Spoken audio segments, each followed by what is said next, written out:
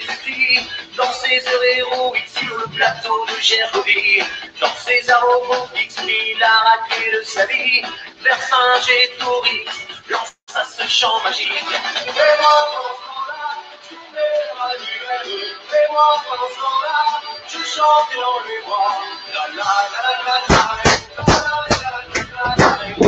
Oh, bonjour. Bonjour. Attendez, je coupe, comment ça marche? Alors, bonjour à tous. Oh, pas très nombreux aujourd'hui. Ça s'essouffle. Donc aujourd'hui, ça va être un petit peu particulier. On va essayer d'aborder des sujets qu'on n'a pas abordés. On a abordé avec un assureur des sujets, mais pas ceux-là. Donc, en news pure et simple, il n'y en a pas. Si on a le temps, je dis bien si on a le temps, je donnerai une petite information, enfin 2 informations. Une information du syndicat des coiffeurs que m'a donné un de mes clients pour la reprise d'activité. Quand vous verrez ce qu'il préconise, vous allez mourir de rire, parce que à part mourir de rire, on ne peut que pleurer. Donc ça, c'est un premier point. Et un deuxième point, parce qu'on m'a posé des questions suite à la déclaration d'impôt sur le revenu qui a démarré. Et il est vrai qu'on va avoir des cases un peu spécifiques. Il y a 2-3 catégories. Donc, j'ai fait des copies d'écran, j'ai essayé d'expliquer ce qui va changer pour ceux qui font leur feuille d'impôt direct, pour voir un petit peu si ça peut vous aider et les 2-3 petites spécificités de l'année 2019 qu'il ne faudra pas oublier. Donc, je ferai un petit rappel sur la feuille d'impôt sur le revenu parce qu'elle commence et je vous ai bien demandé hier de commencer à y réfléchir sérieusement. Vendredi, normalement soir, vous aurez les questionnaires, commencez à y préparer ce week-end et qu'on ait les éléments pour les feuilles d'impôt. Donc, aujourd'hui, comme je l'avais annoncé, ça va être un peu particulier. J'ai demandé à un partenaire de Défi Conseil depuis maintenant 7-8 ans, non? Je sais plus, enfin un petit moment qu'on commence à bosser ensemble. D'ailleurs, il est devenu mon propre assureur pour les assurances de personnes. Là, on parle assurance de personnes. La dernière fois, j'ai fait venir Alain Barbe qui était assurance IRD, donc les dommages. Donc, c'est-à-dire les voitures, les responsabilités civiles, professionnelles, etc. Ça, c'est des assurances de dommages, on va dire, pour faire simple. Et là, on parle plus avec M. Vasquez, Bernard, on va plus parler des assurances de personnes, qui sont généralement les annuités journalières, les mutuelles, les invalidités, décès, des choses comme ça. Donc là, il se passe des choses aussi. Je pense que certains d'entre vous ont des questions à poser. Donc, je vous engage, je vous rappellerai la même règle, hein, de faire des petites questions courtes et éviter de commenter les questions pour qu'on se retrouve et qu'ils puissent les lire à un moment. Donc, je pense qu'il va vous expliquer 2-3 petites choses. Vous ferez des petites questions. Si jamais je dois intervenir, je vais rester à côté, mais on va essayer de garder nos distances. Donc, je laisse la place donc à Bernard Vasquez. Il va vous expliquer quelles sont les positions des assurances de personnes. À tout à l'heure. Merci David. Bonjour à tout le monde. Ben oui, les coiffeurs ne sont pas là, donc les cheveux sont un peu longs. Merci. Bon, on verra les questions tout à l'heure, donc je vais faire un déroulé. En ce qui concerne les assurances, c'est vrai qu'on n'est pas bien… bref, les assureurs n'ont pas toujours joué le jeu, mais ceci dit, ils jouent quand même le jeu en ce qui concerne l'indemnisation vraiment des contrats de prévoyance. Alors, un contrat de prévoyance, qu'est-ce que c'est? C'est un contrat d'assurance qui va donner de l'argent lorsqu'on est en arrêt de travail suite à un accident ou une maladie, donner de l'argent en remplacement de la perte de revenus et donner de l'argent pour prendre en charge tous les frais professionnels qui sont le loyer pro, le téléphone, l'expert comptable, le crédit professionnel, etc. Tout ce qu'il faut continuer à payer, les salaires, tout ce qu'il faut continuer à payer alors que l'entreprise est en arrêt de travail. À ce titre, le contrat donc de prévoyance couvre l'accident et la maladie. Donc, ça veut dire que si aujourd'hui j'ai contracté le Covid-19, je suis malade, donc j'ai des signes de maladie et donc je vais faire une déclaration auprès de la CPM qui va m'indemniser pour la plupart des personnes et là, la prévoyance, en présentant un certificat d'arrêt de travail délivré par la CPM Covid-19, l'assureur va indemniser ce qui est prévu au contrat pour remplacer la perte de revenus et pour payer les frais professionnels. C'est le premier point. En dehors de cela, les assureurs suivent ce que prévoit la CPM, c'est-à-dire pour les personnes qui sont en ALD, mais pas toutes les personnes en ALD, hein, les personnes qui sont en ALD dont liste est faite par la CPM et qui a été faite par le Haut Conseil. Et donc, ces personnes-là ne présentent un risque de travailler, de contracter le Covid-19, vont pouvoir bénéficier d'un arrêt de travail de la CPM et de la prévoyance. Là aussi, donc, comme pour la CPM, on donne un certificat d'arrêt de travail délivré que l'on va télécharger, se faire délivrer par le site CPM, et ensuite, on transmet ça à l'assureur qui va indemniser comme une maladie classique. En dehors de cela, vous allez me dire, mais je ne peux pas travailler dans certains cas. Premier cas, donc je pense à quelqu'un qui est en maladie, dont je pense au conjoint libéral, mais elle ne peut pas travailler parce que son mari a contracté la maladie et donc elle peut être porteuse de la maladie sans savoir. Donc là, c'est les problèmes de test ou pas. Mais donc là, à ce niveau-là, l'assureur n'a rien prévu. L'assureur n'indemnisera pas quelqu'un qui vit avec un conjoint qui est malade. Ce n'est pas prévu par les contrats. Et aucun contrat ne prévoit. Deuxième cas de figure, le plus courant, je garde un enfant. Je suis confiné à la maison, je ne peux pas faire de télétravail. C'est le cas de la plupart des professions de santé. Je ne peux pas donc travailler, je dois garder mon enfant. La CPM va verser une indemnité. Là, la prévoyance ne joue pas son rôle. Ce n'est pas prévu dans les contrats. En dehors de cela, je regarde mes notes. Oui, je peux être enceinte. Une femme enceinte, on sait très bien que si elle se met à travailler, notamment une profession de santé, j'ouvre une parenthèse, je remercie toutes les professions de santé, ainsi que les autres professions, les commerçants qui nous donnent à manger, etc. Merci, parce que sans vous, on serait dans la panade. J'aimerais que les coiffeurs puissent là aussi pour les personnes qui, comme moi, ne sont pas fait couper cheveux depuis 2 mois. Donc, pour les femmes enceintes ne pourraient pas travailler normalement. Mais hélas, la CPM a dit, moi, CPM, j'indemnise dès lors que la personne atteint son 3e trimestre, donc c'est-à-dire le 7e mois de grossesse. Et là, l'assureur suit la CPM. Donc, la personne qui est en arrêt de travail, qui ne veut pas travailler pour essayer de ne pas faire prendre risque à elle-même ou à son enfant, ne sera pas indemnisée par cette prévoyance. Après, il y a peut-être des astuces, mais là, je ne peux pas vous en dire plus que cela. Ne pas hésiter à me joindre par le biais de David Ruiz, hein, il a mes coordonnées. On peut tout à fait montrer ce qu'il en est. En dehors de cela, ma grossesse peut devenir pathologique.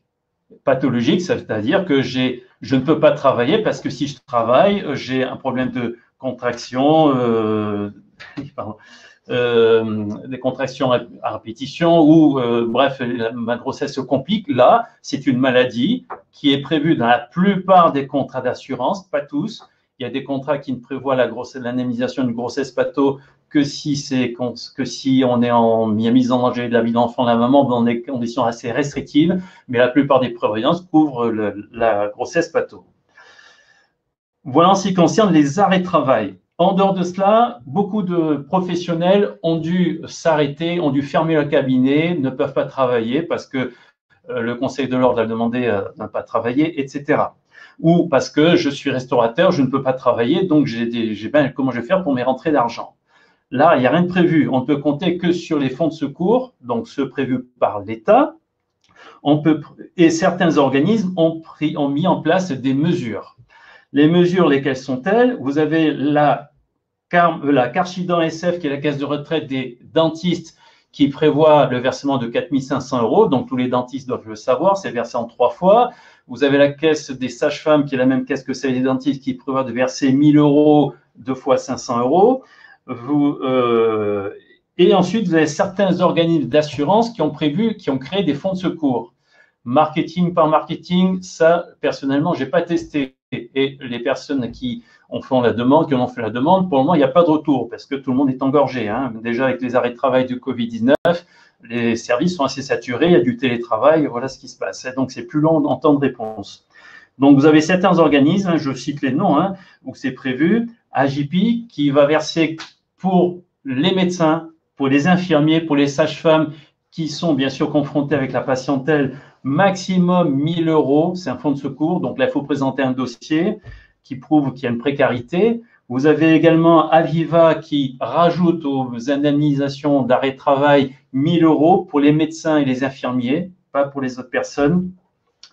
Vous avez également un fonds de secours qui a été créé par Antoria, enfin pas directement par eux, mais également par eux. Donc, il faut aller sur leur site internet Antoria, fonds de secours. Sinon, David Ruiz a les coordonnées. Et là aussi, il faut monter un dossier pour avoir essayé d'obtenir un maximum de 1 500 € qui va se cumuler, bien sûr, avec ce que prévoit l'État. Vous avez également la MSSF qui prévoit une moyenne de 1 000 €. Et enfin, le groupe Pasteur Mutualité, et là, on ne sait pas combien ils vont donner. Ils n'ont aucune information n'est sur leur site internet. Et les grands groupes, voilà. Generali, Swiss Life Tous ces grands groupes-là, en ce qui concerne le fonds de secours, n'ont rien prévu. Rien. Generali, Swiss Life, Allianz, etc. Rien de prévu. Rien de prévu. Ce qu'ils ont prévu, c'est, vous avez UNIM qui a prévu, lorsqu'il y a un arrêt de travail, pour un arrêt de travail à cause du Covid-19, quelqu'un qui a contracté la maladie. La maladie, vous avez une franchise qu'on appelle l'intent d'indemnisation, où on n'est pas indemnisé durant les premiers jours du contrat. Souvent, cette franchise est de 15 jours. C'est-à-dire que si mon contrat démarre au 16e jour d'arrêt de travail, j'ai un arrêt de travail de 1 mois, les 15 premiers jours ne sont pas indemnisés. Donc, qu'est-ce qu'a prévu UNIM? Ils ont fait une petite rallonge. Ils ont dit que durant les 15 premiers jours d'arrêt de travail, ils vont donner une indemnisation qui va être égale à la moitié de la garantie prévue, tout simplement. Donc, il y a eu un geste qui a été fait. Qu'est-ce que je regarde là-dessus à ce niveau? Vous avez également Generali qui prévoit, lorsque quelqu'un est en maladie à cause du Covid-19, d'indemniser l'intégralité de la garantie dès le premier jour, au lieu du 16e jour d'arrêt de travail. Donc, il n'y a pas de fonds de secours, mais il y a un geste commercial qui est fait, comme le fait la CARMF, la Caisse de retraite des médecins. Au lieu de, vous savez que vous savez peut-être pas, mais les médecins, les dentistes, les infirmiers, etc., reçoivent une indemnisation par la caisse de retraite à partir du 4e mois d'arrêt de travail.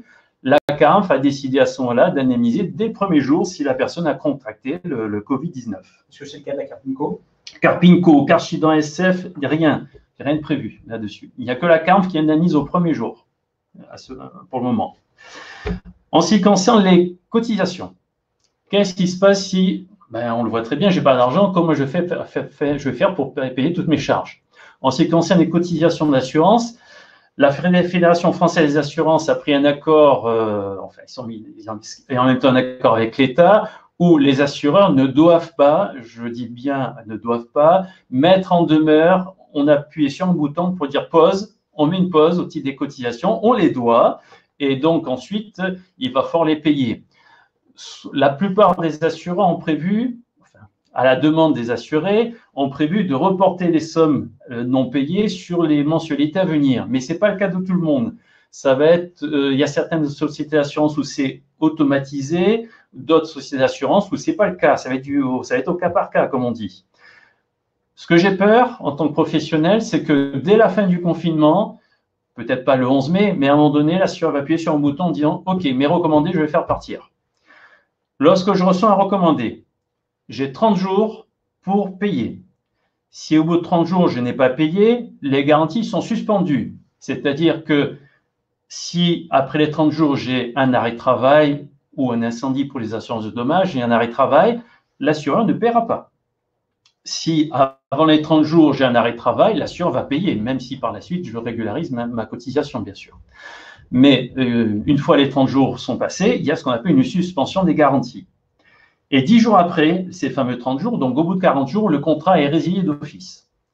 Donc je vous invite fortement, dès lors que vous pensez ne pas pouvoir faire face, c'est de contacter la personne gestionnaire de votre contrat, agent général, courtier, salarié, et de prendre un accord avec l'assureur pour que l'assureur fasse une pause, ça va être du cas par cas. Si le report n'est pas automatisé, ça va dépendre des contrats d'assurance et des compagnies d'assurance. Voilà. Qu'est-ce que j'avais d'autre à vous dire? Alors, conjoint de Covid, là, c'est que j'avais quelque chose. Donc, la question, c'est de savoir… Oui. On va faire différemment. Éloigne-toi un petit peu, s'il te plaît, Bernard. Vas-y. Qu'on soit tous de l'écran. On va faire un espèce de petit jeu questions et de voir si j'ai compris et si vous avez compris. Je réponds déjà à la question de Monsieur Mauvais. Donc, commencez à envoyer des questions, c'est le moment. Moi, je vais en poser, comme ça vous sollicitera peut-être. Aujourd'hui, les assurances mutualistes prennent en charge la part d'exploitation. Oui, j'ai même entendu que le crédit mutuel, si vous êtes assuré au crédit mutuel, éventuellement, débloquera des fonds de subventions comme des mini-pertes d'exploitation pour permettre aux entreprises éventuellement de subvenir. Donc, c'est CIC, Crédit Mutuel, c'est la même maison. Donc, on est sur le même principe. Mais toujours pareil. Aujourd'hui, il y a tellement eu d'affaires l'annonce, on nous a tellement raconté de chansons. On va être prudent, on va attendre que ça marche. Et M. Mauvais, quand vous avez entendu le PDG dire ce truc ce matin, vous savez, moi j'écoute BFM Business tous les matins, et vous ne savez pas à quel point j'entends un tas de conneries. Donc, je me méfie. Jérôme nous demande accord écrit. Est-ce que tu peux préciser ta question? Je ne la comprends pas. En attendant, j'en avais une. Puisque Bernard, je crois que c'est vous qui assurez aussi Philippe Barthès, là, enfin Philippe, pardon, qui est un de nos clients qui a été contrôlé positif au Covid, donc il va de mieux en mieux, hein, il n'est pas encore complètement guéri, donc c'est assez long quand même. Hein. Il n'est pas encore établi, mais lui, donc du coup, il a été couvert dès le premier jour. Il est chez un assureur que je ne peux pas citer. Bah, si, là, on est là pour parler vrai. Quel assureur? Attendez, je ne me souviens pas. Oui, Swiss Life, lui ici, Swiss Life. Donc, lui, son contrat va démarrer au 16e jour d'arrêt de travail. Chez Swiss Life, on peut démarrer au 8e. À l'époque, de mémoire, on avait pris 16e jour de mémoire. Donc, lui, ça va démarrer au 16e. Ça n'a pas été ramené, alors même qu'il y a eu le Covid au premier jour. Donc là, est-ce que justement, ça n'aurait pas pu être une information très intéressante à faire monter? Pourquoi l'État n'a pas considéré que les carences, puisqu'elles ne sont pas applicables pour les salariés, quand même, vous vous rappelez que je commence à avoir un peu les boules pour toutes les aides aux salariés. J'ai rien contre les salariés, j'en ai plein, mais j'ai un peu les boules. Donc les salariés, on leur dit, bah toi, dès le premier jour, tu touches, tu n'as pas de carence, rien. Par contre, on n'a pas forcé les assurances en disant, mais quand j'ai une petite boîte, le mec il a le Covid, on applique quand même les contrats de carence. Donc je suis désolé, là j'ai un peu les boules quand même. Donc vous me confirmez que beaucoup d'assureurs… En tant que professionnel, la même chose. Hein.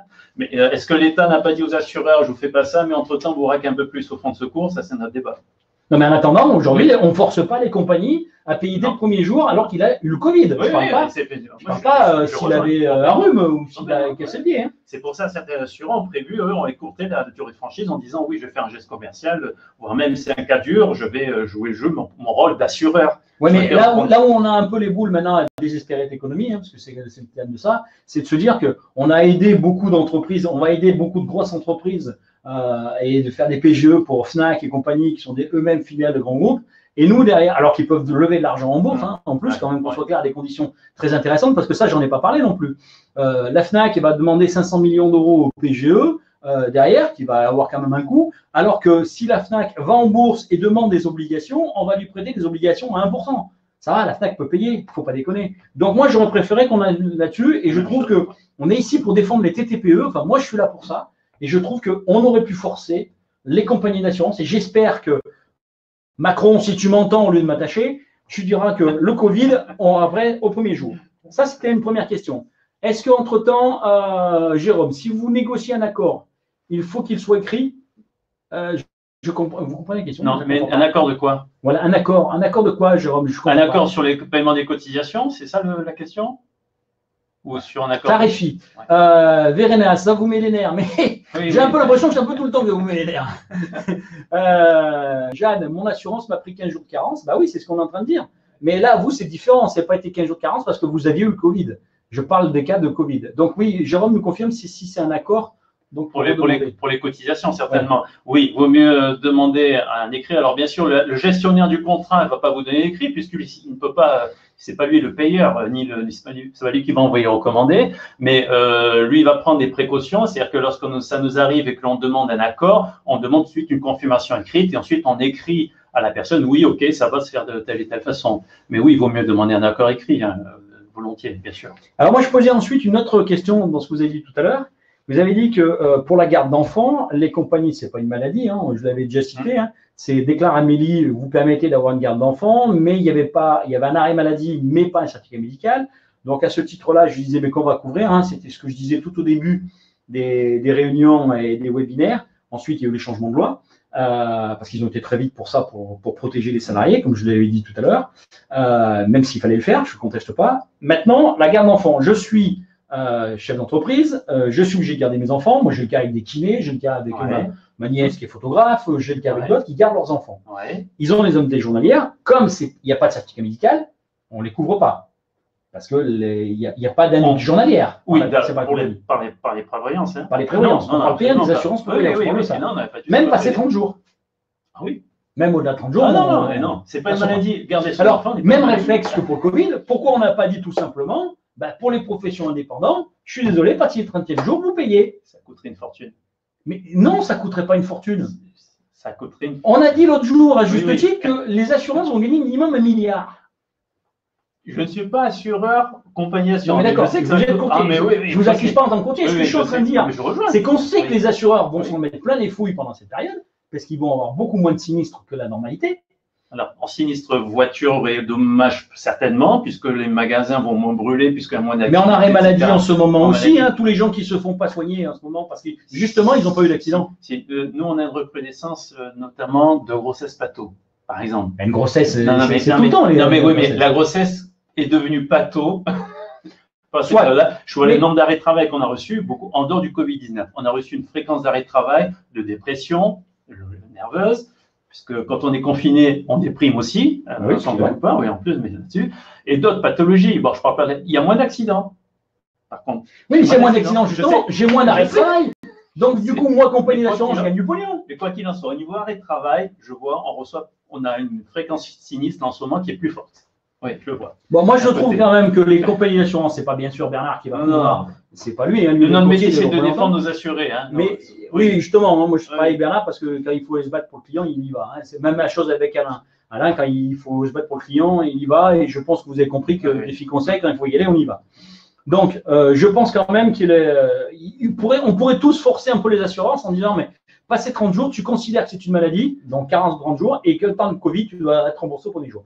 Barbara, et moi, faute d'avoir été testé en même temps que mon mari testé Covid+, je n'ai pas le droit à un arrêt maladie, donc 0 indemnisation. C'est-à-dire que Barbara, l'épouse de Philippe, elle est obligée de rester chez elle parce que son Philippe, il a été victime du Covid, donc elle est un peu séquestrée d'office. Et elle, on lui dit, tu n'auras rien. Barbara, en ce qui concerne, je parle en général, normalement, un conjoint, normalement, il y a de fortes probabilités qu'un conjoint d'un conjoint qui est malade soit soi-même malade. Donc, elle devrait présenter des signes de maladie, toussement, etc. Et on ne veut pas la tester. Elle devrait présenter des signes de maladie, etc.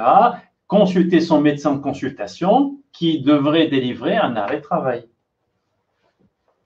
En gros, si je comprends bien, Barbara, tu tousses, je suis en train de mourir, va voir l'autobib et je vais un test du Covid. Comme ça, on le saura. Hein? Et vous l'avez pas dit. Ceci dit, les tests du Covid, en ce moment, c'est pas évident de les avoir. Donc, on a souvent des arrêts de travail ou pas de possibilité d'avoir de Covid. Et donc, l'assurance. Non, mais c'est quand même malheureux. Je suis d'accord. C'est quand même malheureux qu'on reste confiné, qu'on n'est pas spécialement malade, qu'on est peut-être asymptomatique et qu'on est obligé d'aller demander qu'il y ait un arrêt maladie parce qu'ils n'ont rien prévu là-haut. Donc, je parle bien pour les indépendants parce que ça sera un salarié, le premier est réglé, il a le droit à tout. En ce qui concerne Barbara, je recommande à ce qu'elle me passe en off, elle me passe un coup de fil demain au bureau, je lui explique certaines choses volontiers. Voilà, donc c'est aussi l'un des avantages pourquoi je travaille avec Bernard. Vincent, comme les compagnies n'hésitent pas pour confinement garde d'enfants, ils auraient pu mettre en place l'exonération des cotisations. C'est vrai. Les prévoyants, s'ils savent prendre de l'argent, mais pas en donner ça, c'est vrai, oui, ou pour arrêt ou suspicion de Covid. Oui, arrêt pour suspicion de Covid avec symptômes. Jeanne, donc, elle si un symptôme, oui. Si un symptôme, on est malade. Hein. Mais déjà, dès le moment où c'est le risque, donc, si elle a un symptôme, ça va marcher. Et 15 jours de carence, c'est ce que je disais tout à l'heure. Pourquoi il ne ramène pas au premier jour? Sauf certains contrats. Après, je ne sais pas où est-ce qu'elle est assurée. François qui nous dit, donc, si pas malade, pas d'indemnité. Bah oui. Ah oui. Ça, c'est le principe. Ils ne font pas de test, ok, mais pas assez de fièvre pour être testé. Donc, c'est le serpent qui se mord la queue. Donc là, je trouve que c'est un bon témoignage de la part de Barbara parce que ça veut dire que c'est du foutage de gueule, je trouve. En plus, c'est une professionnelle de santé quand même. Oui, elle me téléphone. D'accord. Non, mais sans parler de ça, c'est quand même une professionnelle de santé. En plus, il ne faut pas déconner. Donc, je pense que quelqu'un, personnellement, en tant que citoyen, même en tant qu'être humain, quelqu'un dont le conjoint est malade, il y a de fortes probabilités de me choper la maladie. Donc, et même, je peux être porteur sain. Oui, mais je peux contaminer. Donc, pourquoi j'ai bossé? Enfin, c'est mon avis. Pourquoi j'ai pas un arrêt maladie? Mais oui. Mais là, je rejoins alors, en tant que professionnel et en même temps que citoyen. C'est là, c'est que vous, en même temps, vous devriez dire. Et pourquoi on n'a pas forcé toutes ces compagnies qui se font des milliards en ce moment? On leur dit, indemnisez-nous. Pour forcer les compagnies d'assurance, bien sûr, nous, on peut avoir nos avis, mettre sur des chats des compagnies, etc.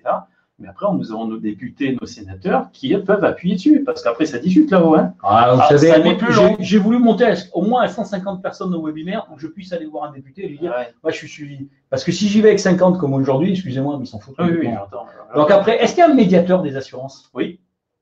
Est-ce qu'on peut lui demander quelque chose à lui? Oui.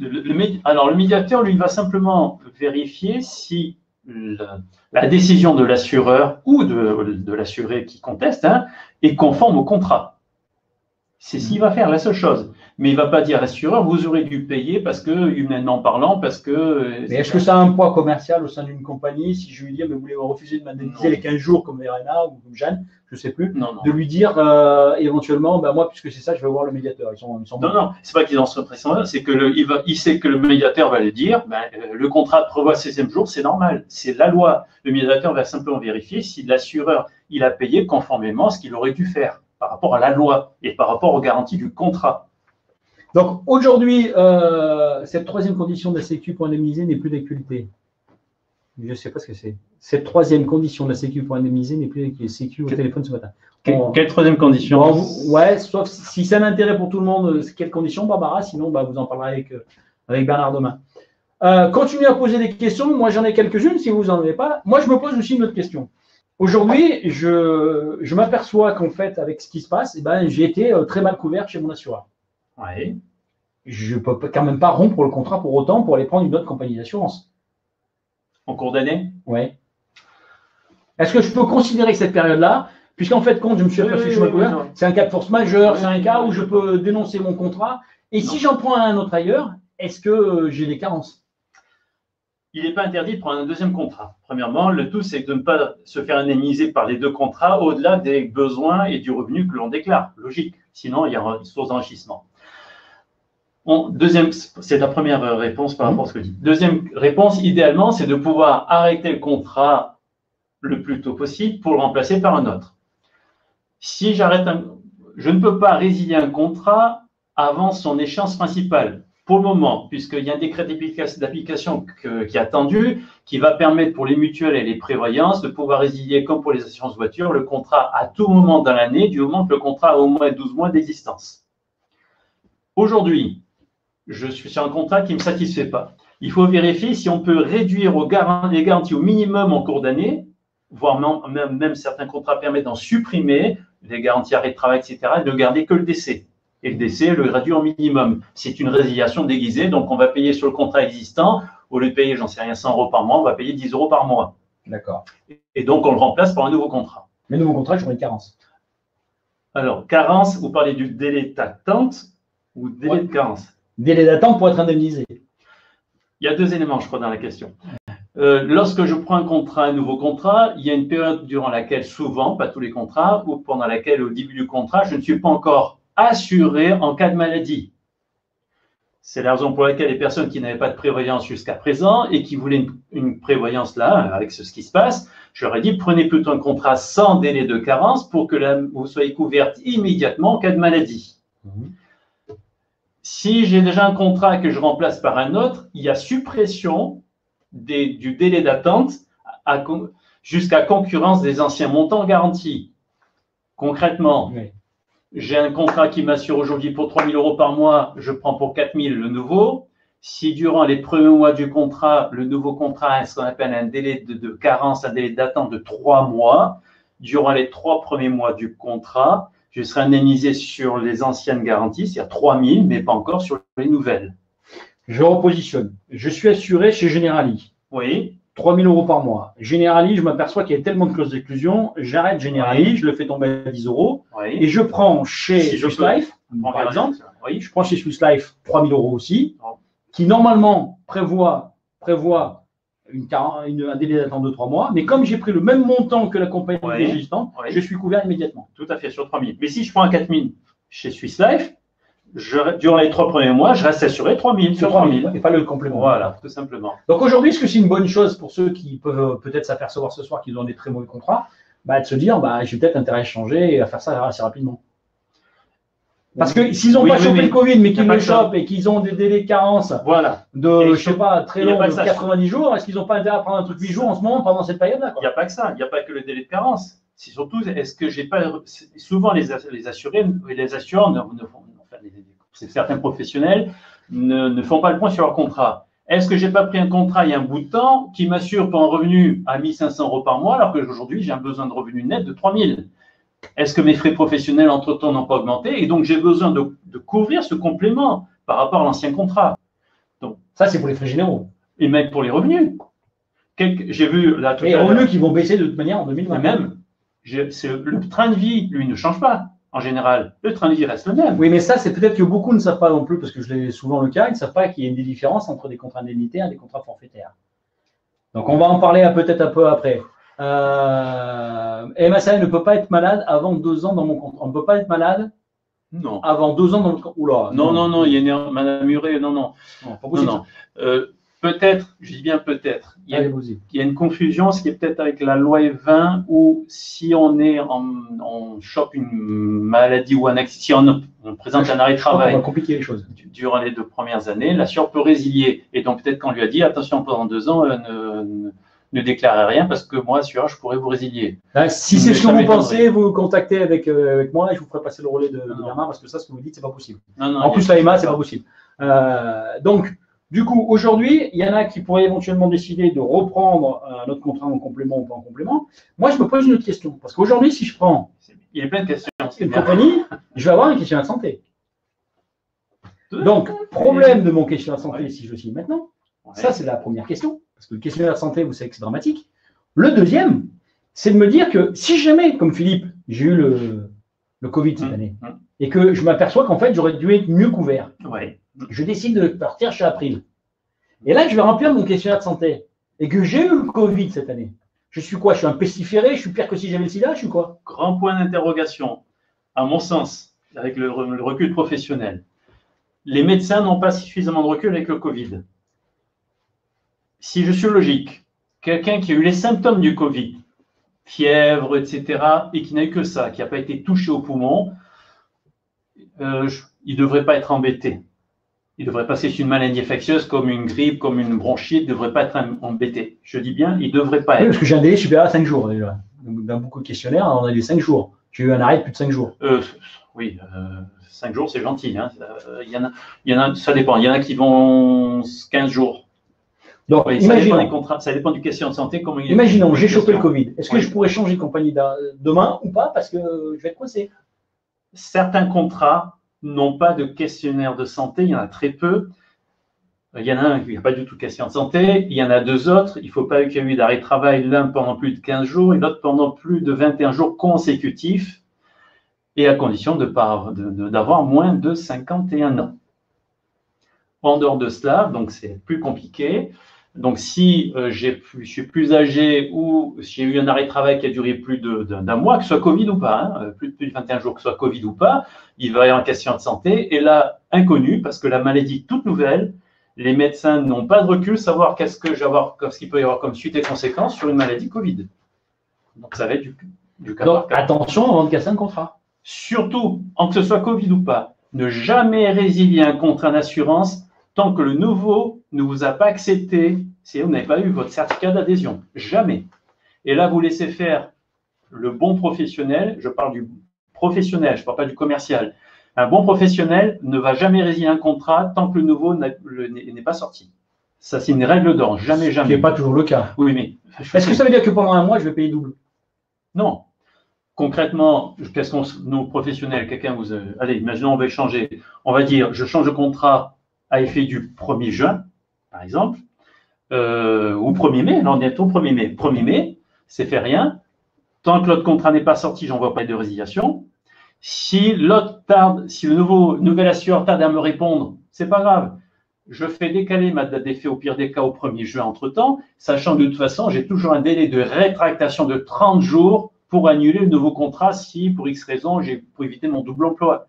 C'est-à-dire, je peux dire j'annule et je refais à effet du 1er juin, 1er juillet. Alors, ça veut dire que, parce que je sais que pas mal dans ma clientèle, on a des soucis, j'ai beaucoup ce que je vais appeler des contrats de prévoyance en déshérence.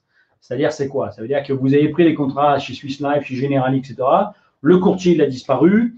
Je ne vous parle même pas de ceux qui sont là sur l'agglomération de hier avec GIEA, qui a carrément été chassé pour les contrats de la Cypress. Donc, et qui se retrouvent dans une position où ces gens-là, ils ne savent pas vers qui se retourner.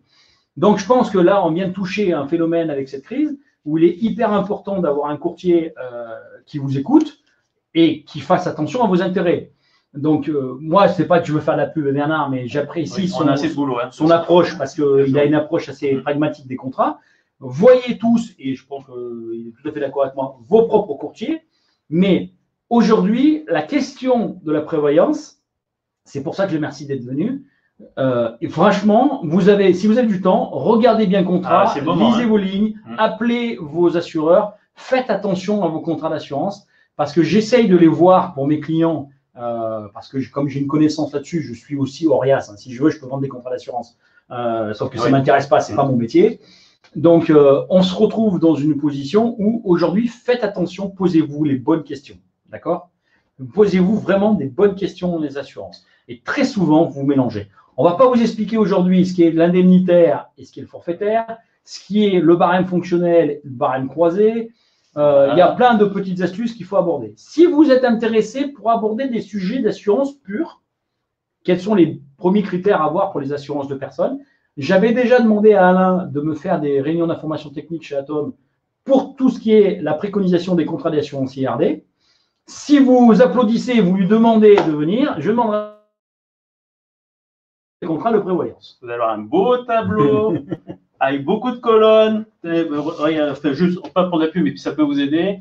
Vous avez le site 4medical@4medical.fr qui vous expliquera comment est construit un contrat de prévoyance. Quand vous allez commencer à avoir les premiers critères, vous allez dire oui, il faut que je jette un coup d'œil sur mon contrat d'assurance arrêt de travail. Et je pense aussi surtout aux gérants majoritaires, aux commerçants et aux artisans qui la plupart du temps sont pas ce qu'on appelle en barème professionnel. C'est compliqué. Comment est couvert le dos?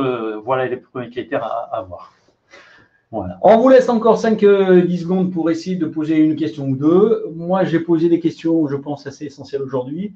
Je voulais vous alerter sur ça parce que avec le retour du 11 mai, il va y avoir un retour des maladies et des Covid et autres. Et c'est une bonne chose parce que je préconise pas.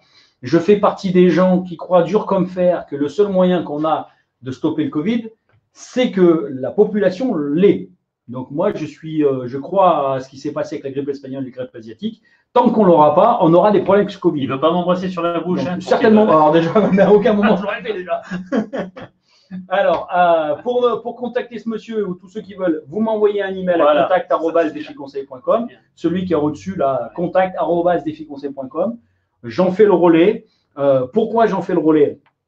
Tout simplement pour deux raisons. La première des raisons, c'est que je ne veux pas non plus que cette demande et cette mécanique qu'il s'impose comme concurrent direct de certaines personnes qui nous entourent, avec qui on travaille. À un moment donné, Bernard, il est bien pour ça.